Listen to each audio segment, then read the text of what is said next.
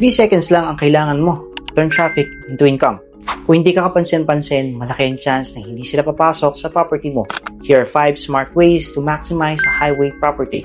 First, the pad site strategy. Instead of one big building, hatiin ang front lot for drive-through tenants like coffee shops or fast food.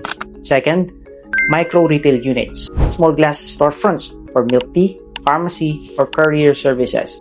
Flexible ito at hindi ka nakakaasa sa isang tenant. And third, destination services. Laundromat, water refilling, or car wash. Businesses na may daily repeat customers. And fourth, logistic and delivery hubs.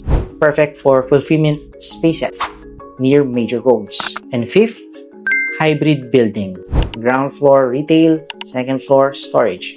So every square meter earns. Because smart highway properties are not just buildings, they're income system.